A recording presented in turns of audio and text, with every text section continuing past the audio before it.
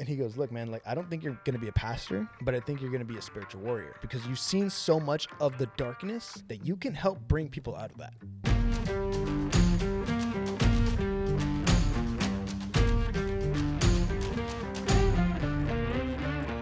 She's this kind. Okay, she's like my absolute best friend.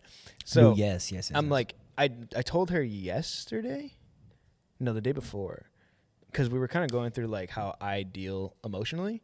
And I was like, there's not many people I trust, like in totality. I trust you with like things here and there. Like I trust Anna with shooting and I trust people with things. But I was talking to Jenna and I was like, I trust her with my life, genuinely, because when I'm away from Jenna in any other group dynamic, it's I need control. I need to control this. I won't even let you drive sometimes. You know what I mean? Because I'm like, no, I need to be in the driver's seat at all times. I need to be in control. And then I'm like, when we're not, and then that power is ripped from me, which is like a total like bad thing. It's not actually, you know what? Because you bring that up, I remember actually a day where we were all in a car and someone else was driving, and it pissed me off. Yeah, like it made me so mad because that power was ripped from me, and it's a total toxic trait that I'm like working through sanctified for sure. I'm in that process, which is why this podcast is so weird right now, because I'm in the process of being sanctified and being like, now's the time to start a Christian podcast. Like it's God first. You know what I mean? I'm like, no matter how bad I see my relationship with God at the moment, it's like, no, like I understand my position and I'm like, and I need to run with that. I can't just like be like, oh, you know, I wrote on the whiteboard that I have in the office that like plans everything. You've seen it. I put Bible verses on there where it's like, I texted it to Anna. I was like, it's going to rain, but I need to do this podcast. And I was like, it's going to rain. But if you watch the clouds, every single cloud that comes by, you're never going to plant. You're never going to wait for the harvest. You're waiting for the perfect opportunity. It's never going to come and stuff like that. So it's like, I'm just starting it. We just need to get it going. And I honestly like the fact that you're doing it for the most part early in your walk. You know what I mean? Because we've met Christians who are like 15 years Yeah, I'm coming deep. up 2 years. Yeah, I'm even earlier. Like I'm 1 year. And I kind of like the idea that I'm in my place where I'm at now, because like for people who still don't even know the word, people who still don't like believe in, you know, everything. Like I'm also somebody who's also trying to figure it out. And I kind of want to like, not expose it. Like that's a weird word, but I want to show that to people that like I'm still figuring things out. You know what I mean? Yeah. But like I literally from the point of like you introducing me to the gospel to like where I'm at now, like that was such a, I feel like your testimony has been like. That was an iconic moment, like me introducing you to Christ, because I was trying to walk away from Christ. No way. I was trying to give up Christianity when I introduced you to Christianity. Right. Which is the weirdest thing. And then our walks like aligned perfectly to where like the prodigal son was like the brother and the younger brother and the older brother. You were the younger brother and I was the older brother. And it was like, that was crazy. Such an intense life, because I felt like there's no way that like this, like, well, me at the time, you know, not having read the Bible so consistently as I do now, but like to be able to read that story and like relate to it on such a level was really insane. Like I want to say like it hit you hard. It hit me really hard, like super, super hard. But like I can only imagine, like, because of everything that was going on your side, like it was just so much, you know what I mean? Yeah, it was crazy. But anyway, I wanted to kick this off. First off by saying thank you, because like initially my plan was to do like a documentary type of video. Okay. Where I get to share my testimony. Right. But I cannot get behind a camera. Like I'm a filmmaker and I don't like to be in front of the camera. I'm behind the camera. I'm really a lot better at being behind the camera than I am in front of the camera. Oh, okay. So when I'm in like an environment where I could just talk, bro, it's off and running. I can yap all day. But I have to sit there and like plan it out and the whole nine. I'm like, oh, it made me not want to do it. So I had to find like a barometer for me to be like, this is how I'm going to do it. And so thank you for, dude, of course. Honestly, thank you. Tell you the same story you've heard 1,000 times before. You know? Go ahead. Go ahead. I love it, honestly. So, of course. Anyway, all right. We're going to pray it in because of course. This is the first one, dog. Sorry if y'all see the hairline. Huh? Like, you know what? Yeah, I left my hat on for that specific reason. I always take my hat off for a prayer, but I left my hat on for this one because I was like, nah, I'm on camera this time. No, you know what? Keep it in. It's fine. It's fine. Yeah. Don't cut it out. All right, ready? Heavenly Father, thank you for this day.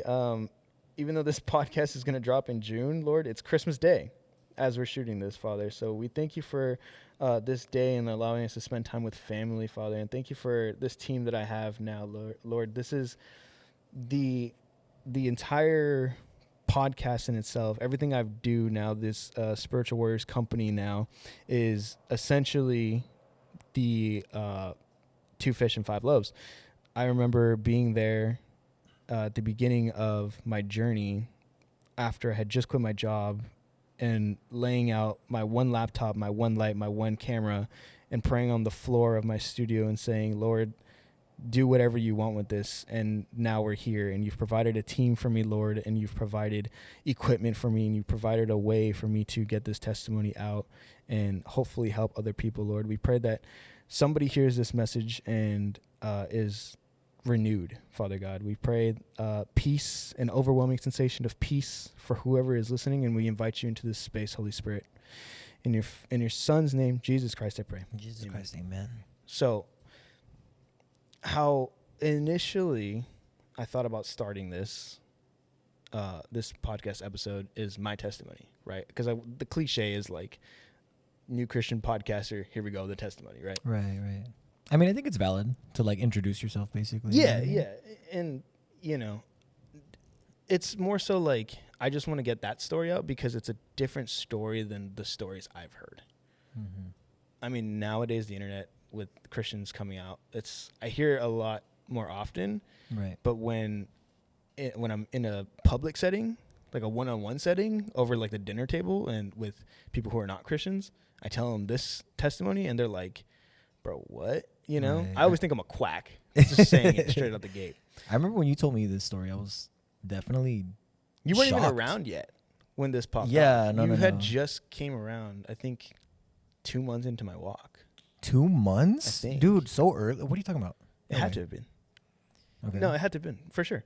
Because it started out with me at Fender. I left work one day and I had just gotten into photography. I just started doing photography. And I wanted to practice, and I know I really love the mountains. And when you leave Fender, you can see the mountains from the parking lot, and it's March, so they're like covered in snow. Right. And I was like, dude, I'm going to go up there. We got off work at what, 2 o'clock, 1:30? 1:30. Yeah, 1:30. So it's like midday. I can go up there and be there for golden hour, come back down, and still have dinner. Mm-hmm. So it's good. I decided I'm going to go up there in a zip-up hoodie in the snow. Up in the mountains. Yeah, I know. Already. I got up there and my body was still acclimated to the car warmth. So I got out of my car and I was like, you know what? Oh, I'm fine. Like, I'll just go out there and shoot photos real quick. And this trail that I was on specifically, oh, dude, you know what? I think we have to go further back. Oh, okay. Go ahead. Because we have to kind of talk about where I was before all this. I was gonna ask you, like, even before this moment, like, where were you? Like, what season were you in? Like, what was going on, like, with you internally? Yeah. Go ahead. No, because that was the moment where I first saw myself as like a chess piece of like God's like game of chess. Like, okay. I was literally positioned in the most perfect spots for Christ to come in and do his work. Because before this, where I was at, this is where, you know, a lot of new Christians come up and they're like, I was in the worst place when I found God. I didn't think I was in the worst place. Oh, okay. Looking back on it now, I was like, no, I was at my lowest, but it didn't feel like that.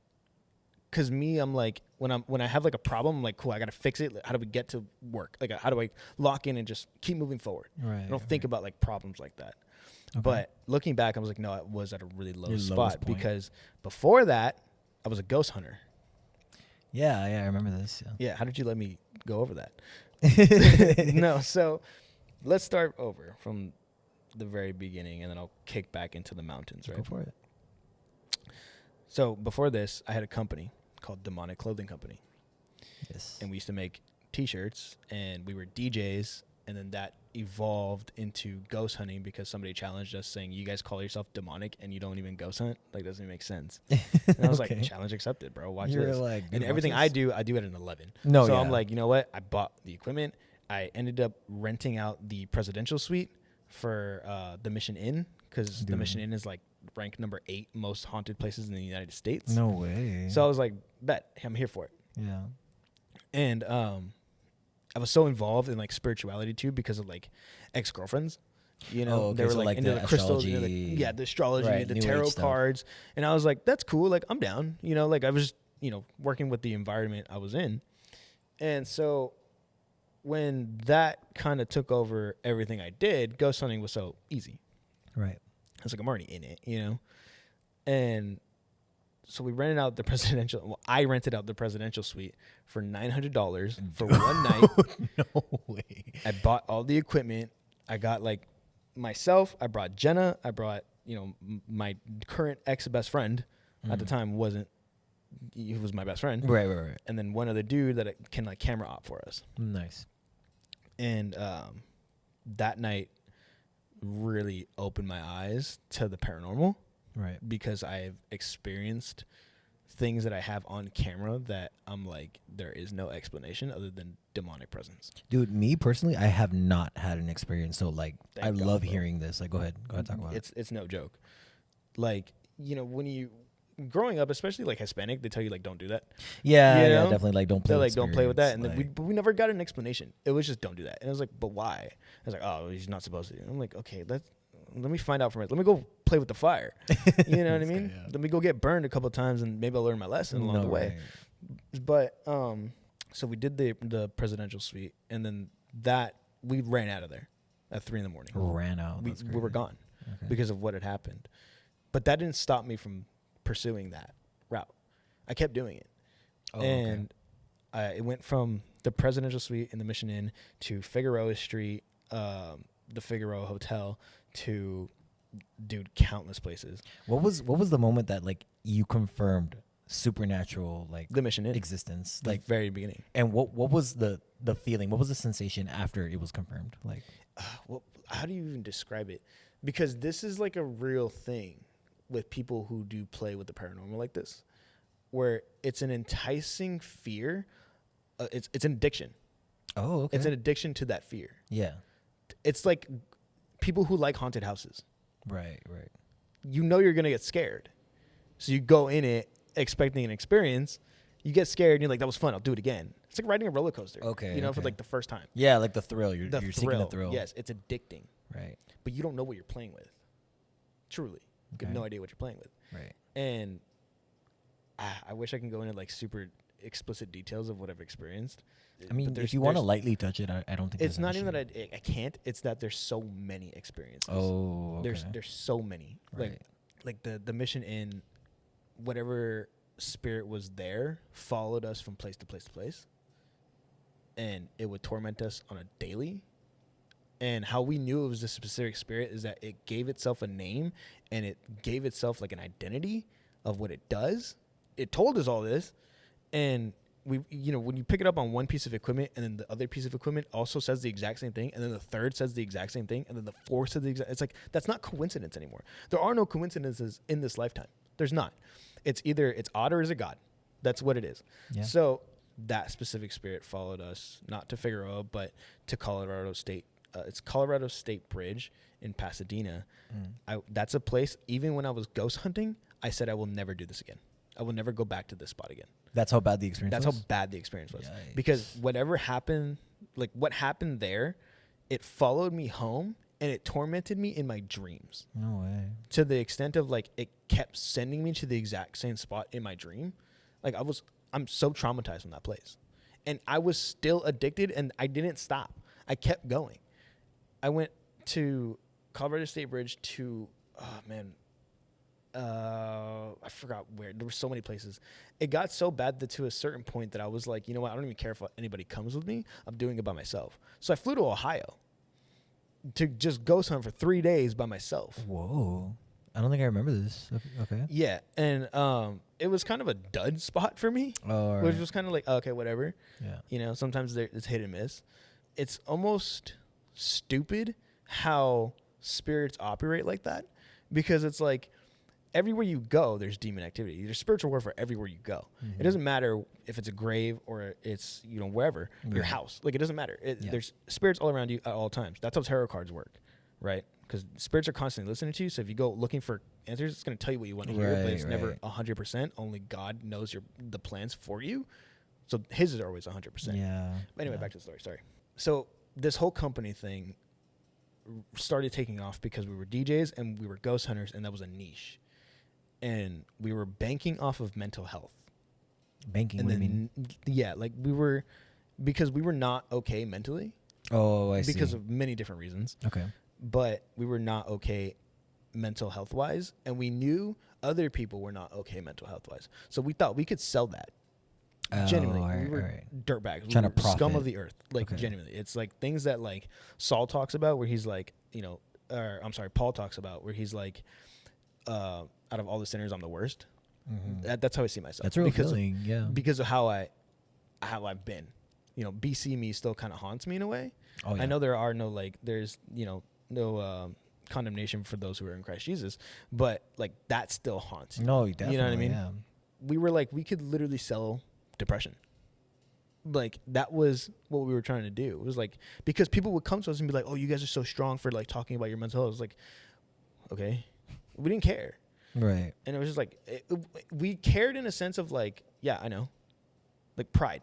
Oh, okay. So it wasn't necessarily anything that's worthy of growth. It was more so just kind of like feeding your pride. It was feeding pride. I could see that. Yeah. So from that point, I had moved in with my best friend. He had bought a house, and I started editing the videos. I started doing everything else, and I realized that I'm doing all the work. Oh, okay. I was like, this doesn't make any sense that I'm capable of, paying for everything, driving everywhere, like commuting us everywhere. And then I was like, but what do you do? You know what I mean? And I came to him like this, and it popped off everything. It got really bad to where we are not friends anymore. And it's not I'm not saying that in a sense of like, oh, this is what happened, I want to air it out.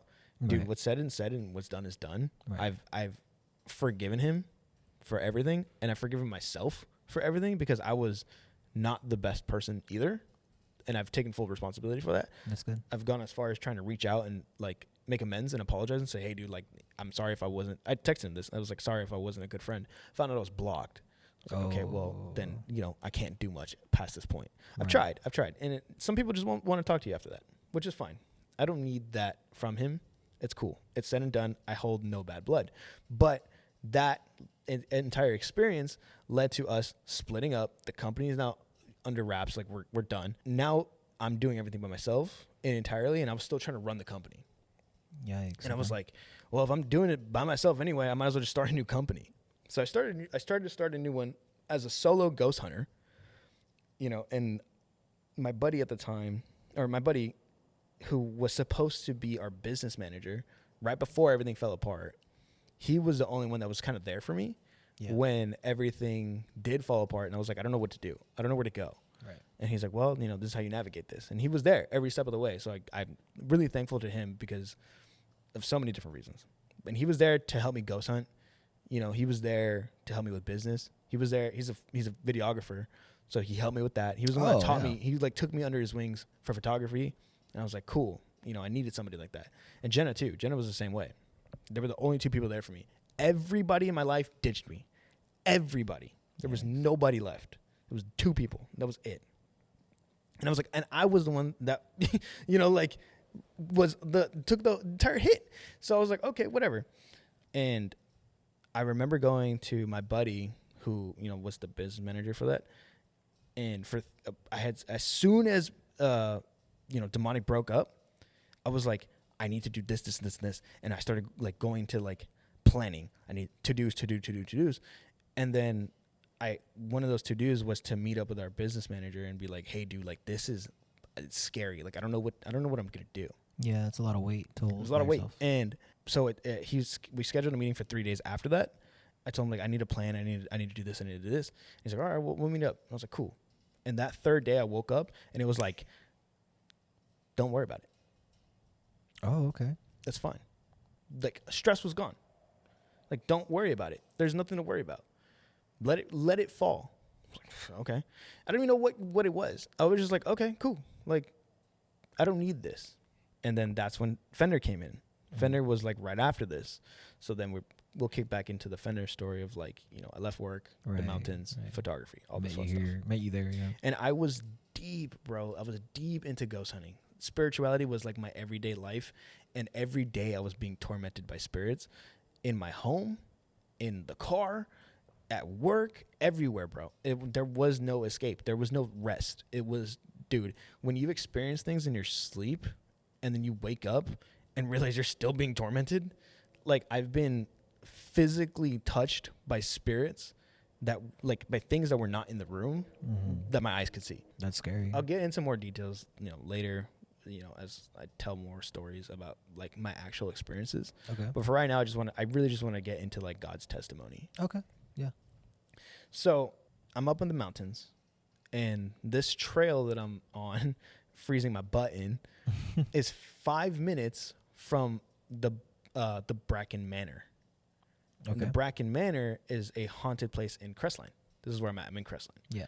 And I hosted a ghost hunting investigation for the public. Like, people bought tickets, and there was like 6 of us that were leads, basically, and I was one of them.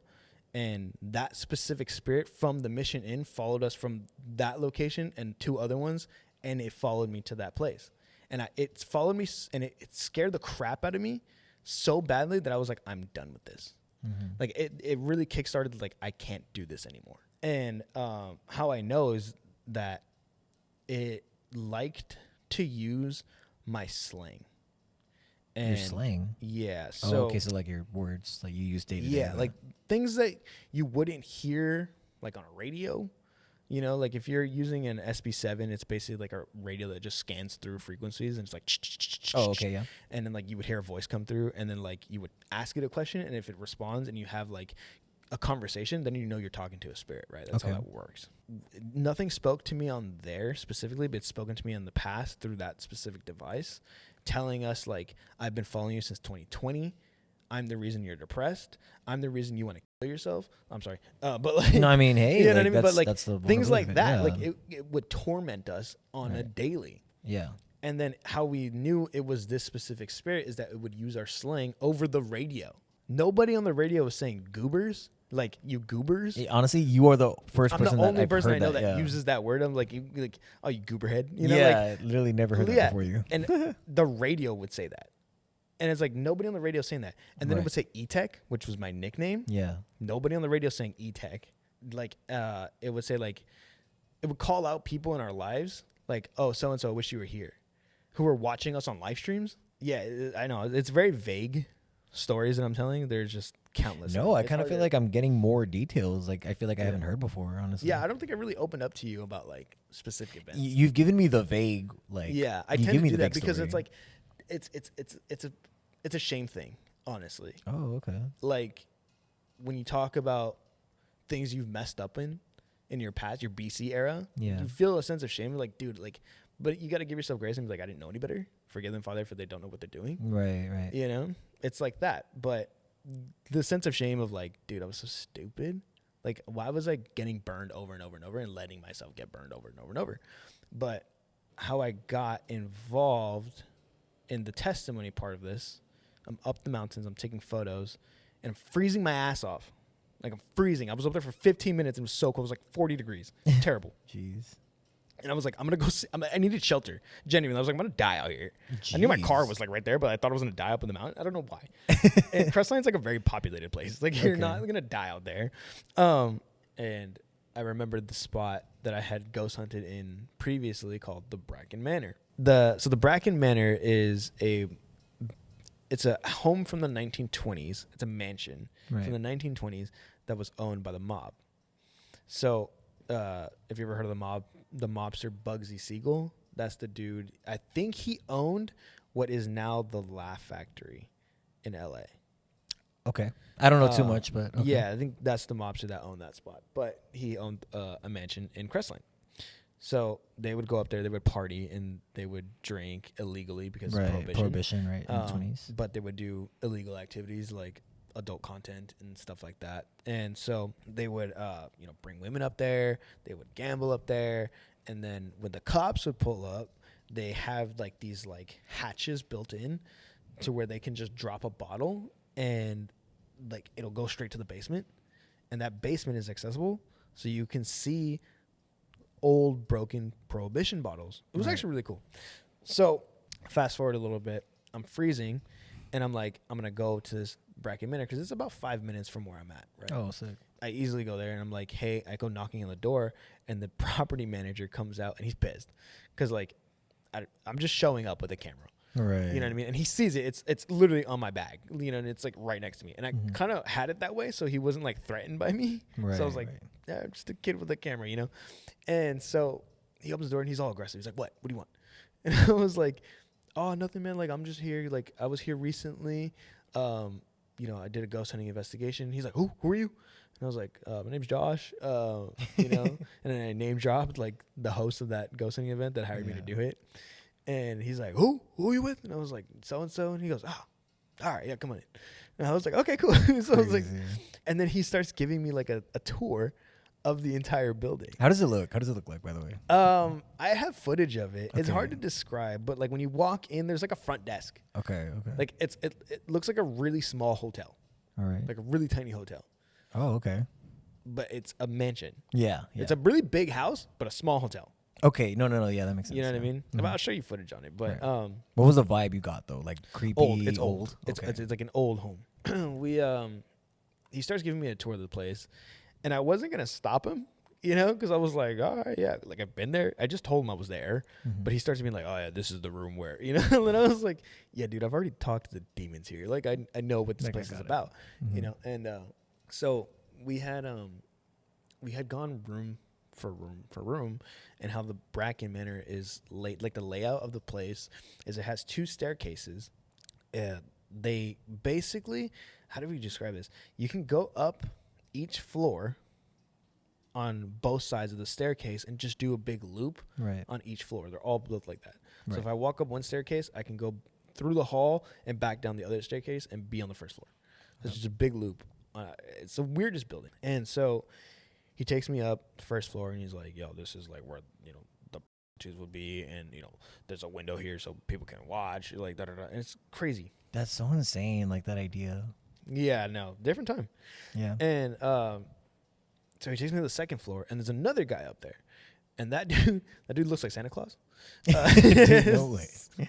Okay. And, like, snow white hair. The glasses are like pristine Santa. Okay, rosy red cheeks. Yeah. But he's tall, right? He's not fat. He's tall. Okay. So the facial features, Santa Claus. Right.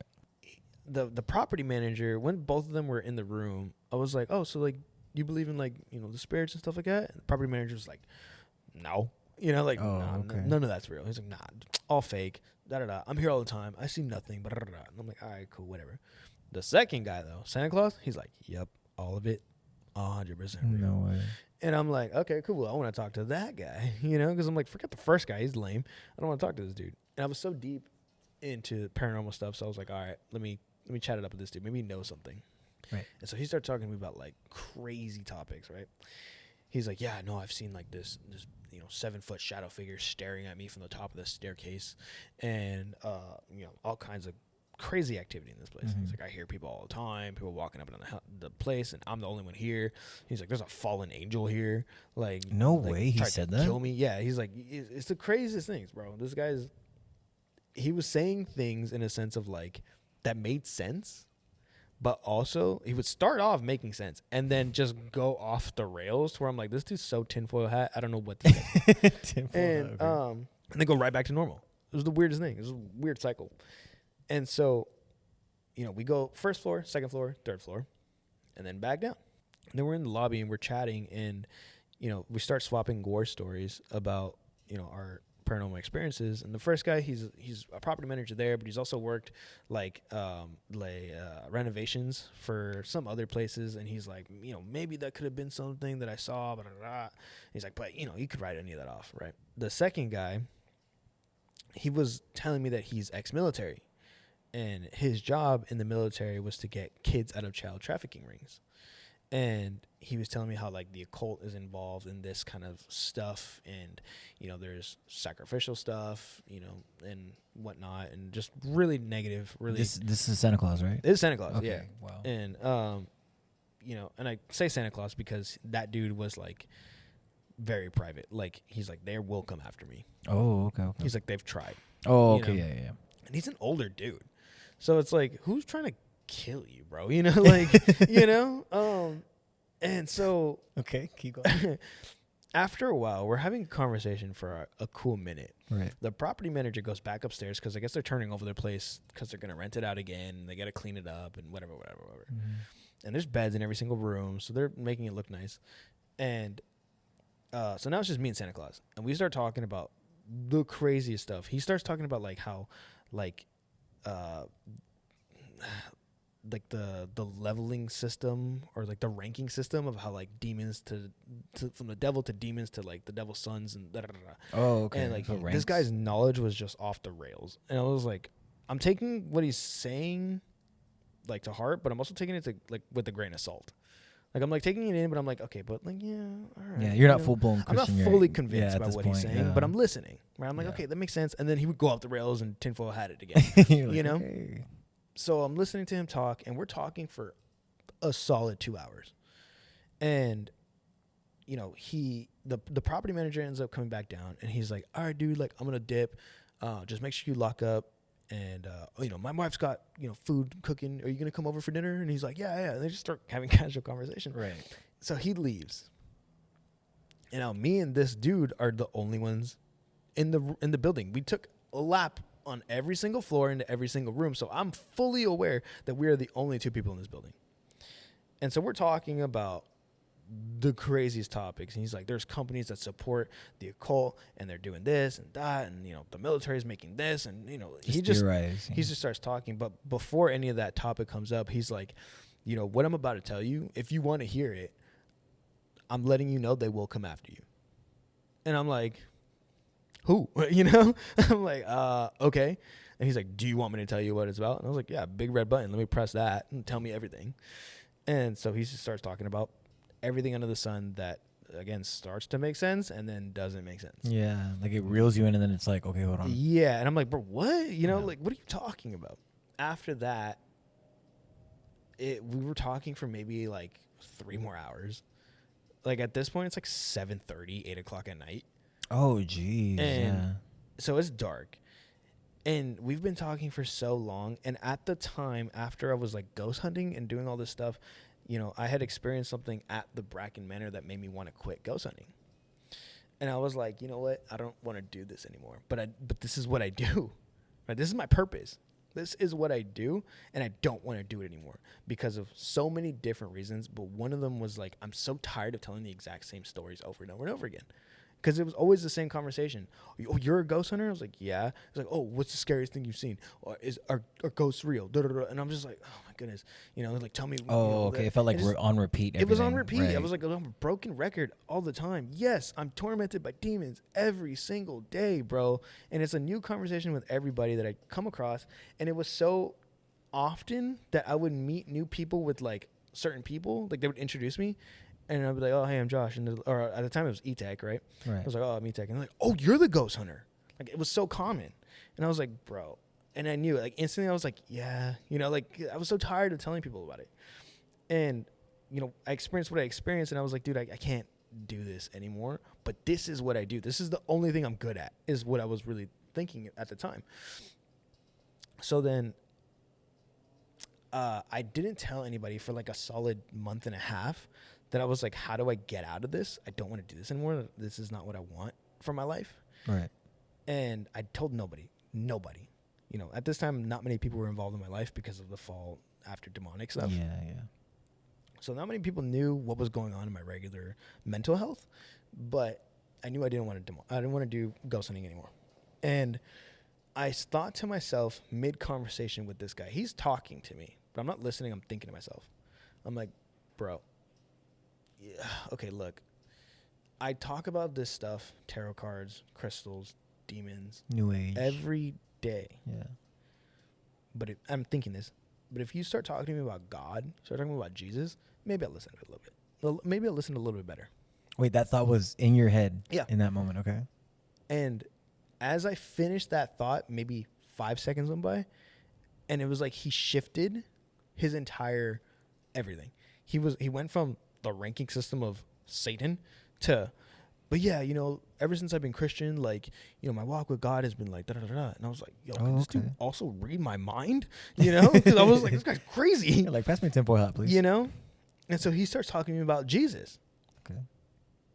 And I was like, I was just thinking this, Right. And so I was like, okay. And then I kind of confessed to him. I was like, look, bro, like, I don't really know if this is for me anymore, to be honest. I don't know if I should be ghost hunting anymore. This is what I do. This is what people know me to do.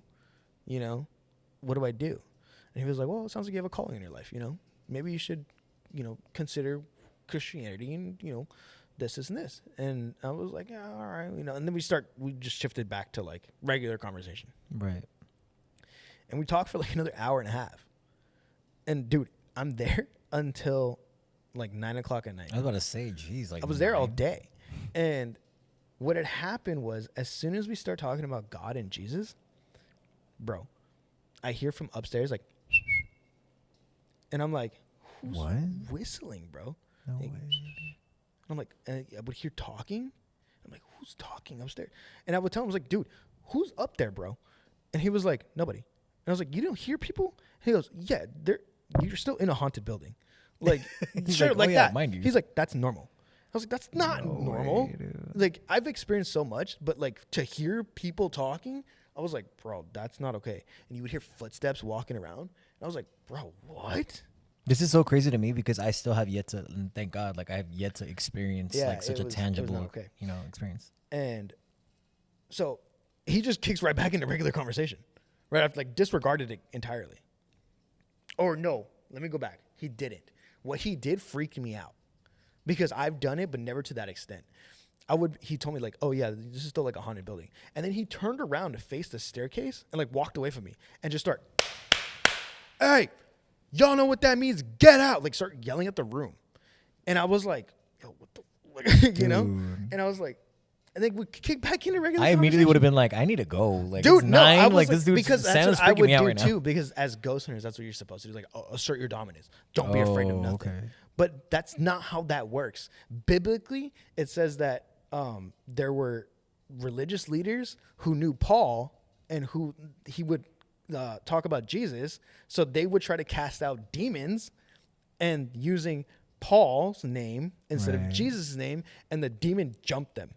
Like beat him up. Because the demon responded, well, Paul I know, and Jesus I know, but who are you? Right. You're nothing. Right. You don't have Jesus. You're nothing. And then he jumped them and beat them up so bad they were bruised naked and ran out of the room. Right. Which is what I was doing on a regular basis, thinking like, oh, I'm better. It doesn't work like that. Mm-hmm. So I was like, whoa, bro, this is crazy. And then like it would die down for a little bit and then pick back up. And so we start talking again, just casually. And then, I go back to the topic of like, well, bro, like, what do you think I should do? Like, I don't really know as far as like the Christianity stuff. Like I was so hurt at the time in my life. And I was like, whatever. I was so willing to do anything. I didn't realize I was at a really low point in my life, but looking back now, I was at a really low point. Where were you at with Christianity? I had no idea anything. I didn't own a Bible. I don't think I even prayed. I knew how to do it because I grew up in a church, but I was that kid that like fell asleep, Right. It wasn't like interesting. I was never like paying attention. Yeah. But I went to church, and my parents took me to church. Right. I would always hide in the family room. I was the same way actually. Yeah, but I never paid attention. I was like, Jesus died. I had no idea. I didn't know anything. And because I never paid attention. No, yeah. And so, we start talking about it a little bit more. And, I brought back the topic of like, this is not what I want to do anymore, entirely. I was like, I don't want to do this. He goes, okay, here's what we're going to do. He's like, give me your hands. And I was like, all right. Dude, the red flags that are popping no, up for in real. my Like, head right I don't now, know what I was doing. Night, like but this Santa was Claus so normal, bro. Like, this is like, because for me at the time, it was so normal to just do sketchy things. Like, we would go to abandoned places. Right. Like, we were just doing stupid things. Crazy. All right. And I'm so thankful to God for this moment, too, because it changed my life. Right. And he's like, give me your hands. And I was like, okay. So I gave him my hands. And he goes, we're going to pray. And I was like, okay. And he looked me dead in the eye, like so serious and so like purpose driven. He was like, are you ready to accept Jesus Christ into your life? And I had no idea what that meant, but I was like, yeah, okay, sure. Like, but it was almost in me, like, not like I didn't care. it was like I didn't even skip the beat. I was like, yes. Like my spirit knew I needed something else. Right. And I was like, yes. But like looking back, I was like, yeah, okay, yeah, you know, makes sense. It was a logical decision. Mm-hmm. I was like, all right. And he goes, okay, cool. So we're going to pray. So he's taking my hands. Oh, microphone fell. He takes my hands and he's like, he starts praying. And I remember just holding this dude's hands and I'm looking at the floor. I'm just staring at the floor. I'm not like closed eyes. Like my head's bowed, but I'm not like really in it. And I'm looking at the floor and he starts praying. And then everything gets so loud. Like I could hear, it was the craziest experience of my life, bro. I can hear like, and it was so loud that I couldn't hear him anymore. And then I feel like I'm going to cry. So I was like, don't cry in front of this random man. You know, it's like, don't do that. And at the time, like I was so hurt that I couldn't cry. Like I could not cry. Like I would feel myself trying to cry over like my ex-best friend or whatever. And I would force it back down. I was like, do not cry. Do not, like, it's not worth it. Like, don't do it. Forcing myself onto. So I could feel myself trying to cry in this moment. And it was like, my thought process was just let go. Just let go. And entirely. Like, don't submit was what I was telling myself. Mm. And so I let go. And I just bawled my eyes out. Like, I couldn't even see through the tears. And I'm crying, and I can't hear him because it's like in my ears. And then on top of that, bro, I start hearing screams, like blood-curdling screams. No way. Like from men, from women, and from like beasts. Like not just like animals, but like beasts. Yeah. Like blood-curdling screams. Jesus. And I'm crying, and it's the most overwhelming sensation. And I can't hear him, but he would kick back in and be like, "Josh, repeat after me." Like, Jesus come into my life. And I'm like, Jesus come into my life. Like, you know, doing the whole nine. And he's like, I need you to come save me right now. He was trying to get me to pray. And I was saying, I was like, Jesus, I need you right now. Like, come into my life. I welcome you in this whole nine. And then he would fade out again and it would just get loud. I'm hearing those screams again. Right. And then I heard like, in Jesus' name, amen. And it was like silence. And I'm bawling and he just hugs me. He just gives me like, and he's a taller dude, so I'm like crying into his chest. And I'm like, I'm so sorry, dog. I'm getting snot all up in your chest. And he's like, no, you're good. Like, Jesus has you. Like, you're fine. Don't worry about it. You're crying right now because the Holy Spirit is on you right now. And I'm like, okay, you know. You're like, whatever that means. I know. I literally came out of the prayer and I was like wiping tears. And I'm like, dog, that was cool. But like, what do I do now? Like, what do I do? Right. And he goes, you need to read Ephesians.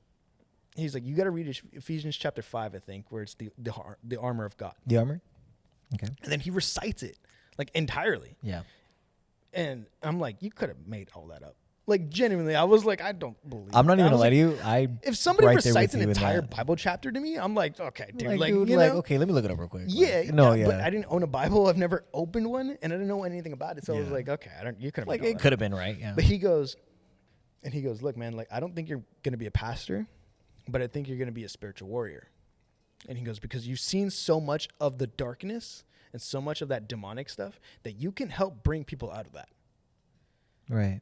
And I was like, bro, it like put that fire in me to where I was like, I felt like I joined like a brotherhood, you know, like I feel like I joined like a knighthood. Yeah, like a night ship, you know, like I just got like knighted. Yeah, it was like boom. So I was like, dude, that's like my chest was out now. That's actually so lit. It was the best feeling, you know. I was like, word, I like that, you know. We ended up talking for like another hour, just about like purpose. Right.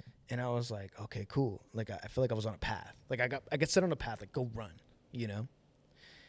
And so we ended up leaving. And I got his number down, and like I started chatting with him a little bit. Like I was gonna ask you, like, have you messaged him recently? Not recently. I have not talked to him. I talked to him maybe a month after this. Oh, okay. And then never again. Oh, I see. I have not spoken to him ever since. All right. Which is like kind of crazy for me, because I've introduced people to Christ. I've had these exact moments with people where they, you know, where you know, like where they started their journey. But people, like, you're in my life every day. You go to church with me. You've lived with me for a little bit. Like, you know what I mean? Like, you're in my life every day. Some of the people that I've helped introduce Christ to, I don't talk to. And that weighs on me because I'm that to that guy. Where it's like, he has no idea if I walked away or not. Like, what do you do with that? Yeah. You know what I mean? Like, that scares me if I'm like where Paul says like I hope my efforts weren't for nothing, you know? Right. Yeah. It's that. And I'm like, and that's what kind of keeps me going. Like I'm under sanctification right now where it's painful. Right. But I'm like, I don't want those moments to be worth nothing. Okay, well, just a real quick story. Like at work, let's fast forward real quick. Yeah. I'm in like I'm a Christian now and everything. I had met someone at work and they were telling me about how they were separating from their family because like in sanctification sometimes it means leaving specific people behind and it can be hard. And something that came to mind was Psalms 23, which is like leads me by still waters, leads me to green pastures, and guides me through the valley of the shadow of death. Or something along the lines of that. And I said that incorrectly. And I said like leads me through and I was like, how does it go again? Yeah. And I felt like such a fake Christian in that moment. I was like, it does feel like you're almost being performative. Yeah, you know? that's and I hate that. Like feeling. you're trying to prove yourself, like prove that you're a Christian, but it's like, no, dude, I'm human. No, literally. You know, like I'm not gonna know the entire thing cover to cover. Yeah, exactly. It's impossible for me to do that. Like my brain cannot do that. I honestly felt so bad, but like I kind of like recovered. I was like, oh no, like Valley of the Shadow of Death, like, and I was just kind of like, oh, he's just preparing that table for you in front of your enemies, dude. Like, and that's just what it is. Yeah, sanctification is a crazy process, honestly. But no, where were you at in your story exactly? I had just gave my life to Jesus. Gave your life to Jesus. Yeah, okay, yeah. Because I want to like honestly, something that I'm really excited about is like when we met. If you want to get to that point yet, because I know you said this is going to be a part 2. That was essentially part 1 of how I became Christian. The rest of the week is part 2. Okay. I'll save it for another day. Yeah. But that is essentially the time that I gave my life to Christ. Right. I did it again, like kind of really put the stamp of approval. Yeah. That Sunday, because that was on a Monday. So that was on a Sunday, Monday, and then the following Sunday. The entire week was crazy. There were like demonic presences trying to like get me. Dude, was I had visions. It was crazy. Was that when you met? Yes, I met that week. The day before that Sunday, I met my current ex-girlfriend. Monday, I gave my life to Christ. Dude, no way. Yeah. Dude, no, I'm only saying that because like, you were saying some things right now about your testimony that I was like, dude, no way. Like that's how I felt in like my BC era, like where I was like, I was chasing something and I didn't even know why really. Like it just was a thrill to seek. So yeah, it's an addicting feeling. Yeah, and I remember you. Can I be like honest and vulnerable? I remember when I came to you about like what my what my sin was. And I remember you would tell me like, oh yeah, like I used to be a ghost hunter. And I would think like, dude, but like you chose to be a ghost hunter. I didn't choose to like, and honestly it would frustrate me to be very honest with you. But I didn't hold any resentment towards you. I just felt like, okay, like he's trying to get me to really know that it doesn't matter what you do during Christ. It matters that you seek his face, that you want to like understand him. And you saying like those details that I have yet to hear, it's setting like it's like, oh dude, like yeah, like it is that like I'm nothing special like in my sin, like my sin is just sin. And like I guess I don't know if I've talked to you about it actually before, but yeah, like that's so hearing your story like made me feel a whole lot more visible in that. You know what's crazy is that like when I was driving here, I was like, I haven't told my testimony in a long time. Yeah, like in totality, like I haven't told that story. Right. So every time I do it, it feels fresh again. When I was ghost hunting, it was every single day. And it was like, dude, it's exhausting. Right. But when I tell a testimony, it feels purposeful. Like it feels good to like. What's the song? There's a Sons of Sunday song. Which one? That's I don't remember the name, but it's the lyric is I'm so close to God every time I testify. What's that song? I can't remember, but I know it's on Sunday. Yeah, it's coming. That's how it feels every single time I tell my testimony. Because like being, refined and sanctified is painful. Is it One More Day? I think it's One More Day. It might be One More Day. Okay. Yeah. Good song. Going under sanctification is very painful, dude. And being like, I've had the calling to start a Christian podcast, and doing it at this specific time feels so weird. It doesn't feel false, but it feels like I'm on a path and I'm sticking to that path. Right. Like no matter what the circumstances are, like that's my path. I'm going to walk the path. Right. It's purpose driven. Yeah. You know? And honestly, dude, like being where I'm at right now in my Christianity, like I have still yet to really figure that out. Like what, if there is a purpose at all. If I'm just supposed to be a testimony to people, then okay, like that's great. But I don't know why I've been so focused on trying to like find out like, oh, like what can I do for Christ? But like I think there's a whole lot more before I reach any sort of point in that way. Like I think right now, like in terms of sanctification, Keep like, my Bible. All right, no. Because I'm so sorry. In terms of sanctification, like I kind of feel like me being same-sex attracted, like it's a really interesting gray area to really like want to even like know more, because Psalms 51 really like says it. Like it talks about how, well, David talks about how his sin is against no one but God's. And I'm not gonna say like I've not sinned against anyone. I'm definitely not someone who's innocent in any way. Yeah. But to like, because where I'm at right now in my Christianity, like I'm still trying to figure things out. Like I'm not counting it out. I'm not condemning myself. I'm giving myself all the grace. And I feel like a lot of people who are same-sex attracted like get that like immediately off the bat. They're like, okay, you know what? Like I'm done. Like I'm not running that race because it's a losing race either way. I don't think I've really come across people that have that kind of experience where they're like, I'm done, cold turkey, bye.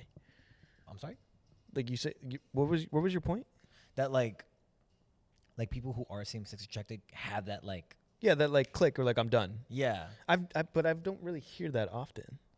It's a common. I mean, I guess I don't know how often you find yourself in like spaces that have people that are same-sex attracted or that are trans. It's only you and like Jenna, or like only two people. Yeah, that's valid. Well, being someone who is like in a lot of LGBT environments, like it's a common thing. Like I don't want to say like religion is like a top theme to talk about or anything, but like it's very much like kind of in the air that like, oh no, we're going to hell. And it's even like to the point where we joke about it. That's a lot of people's perspective, not just like being part of like the LGBTQ, but a lot of people's perspective. Like my uncle the other day was at like Thanksgiving dinner. Yeah. And we're like, Uncle Daniel, you pray, you say grace. And he goes, nah, I can't do that. I have too much sin. Like, it's just like initially like you're not involved. You can't be part of it because you're X, Y, and Z. Right. Like, and it's like, oh, God doesn't want to talk to me. Like that's the thought process. Yeah, dude. And it's like, that's not how that works. He wants to talk to you because of X, Y, and Z. Dude, and honestly, like when I met you at Fender, I was really excited to talk about it. Like, cause it's sorry. In that moment, let's talk about your testimony. Like that day. Let's go into that if we have the time. We do, yeah. No, we do. It's not that long of a story. Yeah, no, I mean, I still trying to figure out what necessarily is the start and the end of my testimony. Honestly, like I feel like the initial, like the but God moment for you was like Fender and the DTR. Dude, yeah, DTR was definitely like October 24th. I'm never going to forget it. It was like the day that like the seed was planted. And then we went to go buy my Bible after. I'll never forget that. But I think for sure the moment was iron sharpens iron. And what a crazy quote from scripture to like bond over, because I don't know what it was. I heard it recently, like the day before. Because I had said it to you for context, right? It was like we're at work and you were trying to teach me something on like one of the wheels for the like guitar bodies, and neither was so weird because neither of us remember the conversation. Dude, but I remember saying you said something and I said, oh, it's like iron sharpens iron, and you were like, where have I heard that? Yeah. And I was like, dog, the Bible. Dude, and then when you said the Bible, that was like, what? Like the Bible? I was like, and you said something that pissed me off. Yeah. Sorry. No, what'd you say? I was like, I could not tell you were a Christian. Like, and that pissed me off to my core. Not because you said it was something deeper, because it was like, if people in my everyday life can't tell that I'm Christian, then God can't tell that I'm Christian. And that pissed me off. And at the time, I was trying to walk away from Christianity. I had just become Christian. I was trying to dip because I was like, this is getting hard. I was like, this is too hard. I don't want to do this. And then that moment pissed me off enough to be like, no, now I'm doubling down. Dude, I was like, I'm going to Josh to be like, no, I got it. I got people against me. Now I got to go in 11, brother. No, for real. Bro, and low-key you did, because like the next week, like you stopped wearing the clothes you were wearing. I was still repping. I was still repping demonic. Yeah, on you my still, chest. yeah. It just says demonic with devil horns on my chest. You know what I mean? And I was like, bro. Dude, I was like, Jesus wearing a like literally it says demonic, and then like And then I would wings. preach Jesus. Yeah, dude. Which honestly. was crazy. And like one of our coworkers too, he was like, you talk a lot about Jesus. And I was like, I know. And he's like, but you're always repping demonic. Yeah. And I was like, I know. And he goes, no, I will not listen to you anymore if you keep wearing that. Dude. And I was like, dude, that day I trashed everything. I threw it all away. I miss that guy. Yeah, we talked to him every single Yeah. time. But anyway, so I brought up the Bible because you. Oh yeah, go ahead. Yeah, you were saying something about purpose, right? That Right. you don't feel like you have that purpose. Me, I think it's very situational because not everybody feels like there's something to do, Right. but there's still a purpose in every Christian. Yeah. No matter what, Right. there's one purpose. And this kind of restarted, or I guess like reignited, like how I walk with Christ. Because I thought it was one way, and I was actually like just like doing something that was not the correct way. And I don't want to say a correct way, but like, yeah, it was. I was basically like, you know, like the Pavlov theory. The what? The Pavlov. I think I said that right. No. Basically, there's like a theory or method theory, whatever it is, where Pavlov is like this dude who has a dog, and every time he would ring the bell, ding. Oh, he would give the dog like a treat. It would make the dog eventually salivate when he heard the exactly. bell ring. Okay. And then he wouldn't give him a treat. I was doing that with God. Every time I would get a blessing, I would be like, I'm gonna go in with God. And then like when the blessings would stop, I would stop reading my Bible. I would go back into old ways. And I'd be like, well, if they're not gonna come, I don't want to do it. You know, there's prosperity stuff. Yeah. And I was doing it to myself. It's not that I was following anybody that's prosperity gospel preaching. I was just doing it myself. Right. And then then I would stop feeling God, and I would be like, what am I doing wrong? What am I doing wrong? Because I'm not getting my treat. I'm not getting my blessing. What am I doing wrong? And it was like, well, if I'm doing everything wrong, then I don't want to do this. You know, I'm always kind of like in this weird sanctification of like, it hurts, I want to go away. But like in this sanctification, I'm like, no, it hurts, I'm going to keep going though. So this verse specifically rewrote how I walk with Christ. And it's John chapter 6, where it's Jesus and the bread of life. Jesus had just fed the 5,000, I believe, and a certain group of people from that 5,000 came to him, and they wanted to like chat it up with Jesus, right? Right. So it says, so when the crowd saw that neither Jesus nor his disciples were there because they're trying to find him, they got into the boats and went across to Capernaum to look for him. They found him on the other side of the lake and asked, Rabbi, when did you get here? And Jesus replies, I tell you the truth, you want to be with me because I fed you, not because you understood the miraculous signs. But don't be so concerned about perishable things like food. Spend your energy seeking the eternal life that the Son of Man can give you. For God the Father has given me the seal of his approval. So they replied, we want to perform God's works too. What should we do? And Jesus told them, this is the only work God wants from you. Believe in the one that sent you. That's the purpose. That's purpose. Right. But they didn't catch it. Keep in mind, these people just got fed. Right. Off of two fish and 5 loaves. They answered, show us a miraculous sign if you want us to believe in you. What can you do? After all, our ancestors ate manna while they journeyed through the wilderness. The scriptures say Moses gave them bread from heaven to eat. And Jesus says, I tell you the truth, Moses didn't give you bread from heaven. My Father did. And now he offers you the true bread from heaven. The true bread of God is the one who comes down from heaven and gives life to the world.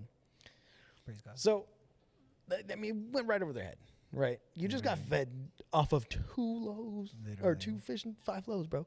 And so that kind of speaks to a lot of Christians, though. I feel like, and it spoke to me, you know, because it was like I was that person to be like, you come to me looking for food, but you don't understand. Like you only want me because I fed you.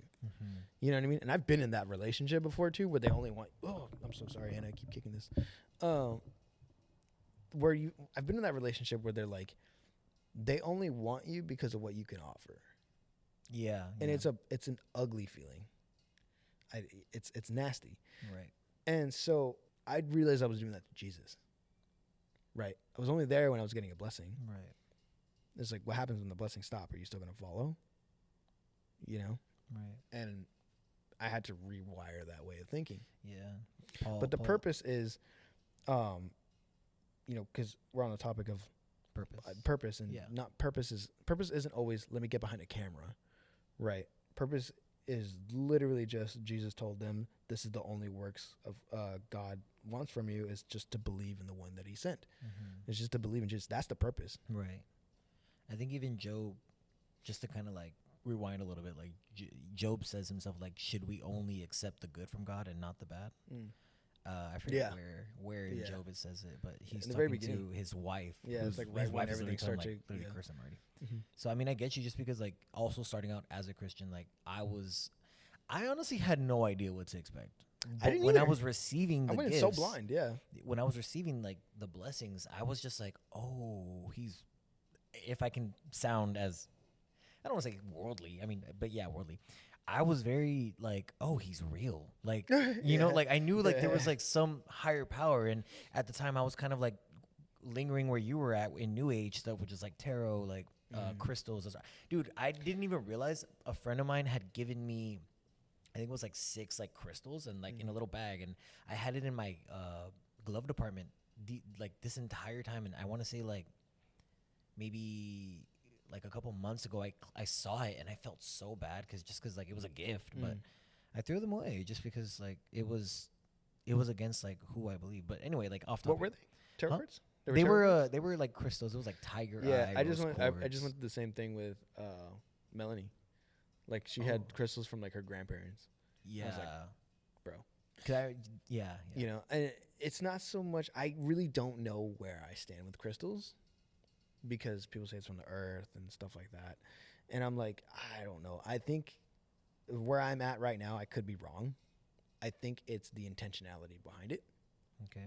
If you're worshiping the way I was, then yeah, dude, you're falling into the devil's hands. But if it's just there, like, I don't really know. It's a really gray line with crystals for me. I think it kind of falls under idolatry. You know what I mean? That's what I'm saying. Yeah, is the way I was doing it was, dude, I was doing full moon rituals with crystals and the whole 9, like crazy things. I think it's the intentionality. I don't know though. Don't quote me on that. Right. Like, you know? Where does it say in the Bible where it says God will eventually reveal like the motives of the heart? Like everything whispered in a room will be proclaimed from the mountain. So like, I kind of feel like not to say like, you know, God knows your heart, but like it does kind of tie into intentionality when it comes to stuff like that. Like as far as crystals go, I honestly do believe like it comes from like pagan practices. Oh yeah. Like I get that the intentionality can be like, okay, maybe like a tiger's eye crystal looks nice and you can have it as a decoration, but like if you're what do they do? They bathe it in the moon and they like. That's what I'm saying. That's the stuff that I was doing, like bro. That kind of stuff. Like the way you cleanse, the way they said like the way you cleanse a crystal is leave it under the full moon. Yeah. With salt. Like stuff like that, like quartz, like the whole thing. It got crazy with me. That feels like worship outside of God, and that's that what kind I'm of saying. stuff is just, you know what I mean? Okay, yeah. And I mean, I'm not innocent of it either. Like I was so into like tarot readings, like, and I would like, you know, dude, like I would have them on like my TikTok, and I would like, I would get them, and I would like tune in. I would pay people to do mine often, dude. Like straight I've up. never paid for one. I've insane. Paid for multiple. What would they tell you if you don't mind me asking? You know, the basic things of like you're gonna find your love. You know. Okay. I had one dude tell me right before I found God, because I did a tarot reading. He said, "I can see a black seed inside of you." Oh, yikes. Okay. And I was like, word. I was like, I know exactly what this is. Word. No, but yeah, I was like, it's so depressed. I was like, yeah, I'm sure there's one in there. Dude. You know, he goes, no, but like. You like showed up bags under your eyes. Yeah, and he goes, just keep an eye on that. And I was like, word. And then I became Christian. Yeah, dude, that's. I was like, But in my mind, it was like, okay, if I really try to think about it, there's a seed planted in you when you become Christian for the first time, right? This is biblical. This is like parable of the sower, you know, type of thing. If people on the opposite side of God see a black seed in you, is it just like the mustard seed and they perceive it as black, like darkness? Oh, are you saying like people who use spirits outside of God, like if they're seeing like a black seed, are they trying to make it seem like it's negative? There's something negative. It's negative. It's possible, dude. Honestly, I'm not gonna lie to you. they can see it as darkness rather than It was really confusing. Yeah. You know. Honestly, I could actually believe that. Like, yeah, that's something I thought about. Maybe even the spirits of them like are trying to confuse those people who use quote unquote use those spirits. Oh yeah, for sure. Yeah. Yeah. No, the spirit of confusion is very real thing. But all right, we'll wrap it up with your testimony. Hey guys, sorry for the abrupt ending, but this is the part where Victor opened up about his testimony and decided he wanted to keep it between him and God. And just out of respect for Victor's wishes, we chosen not to keep this part of the video in. So again, sorry for the abrupt ending, but hope you guys like the rest of the video.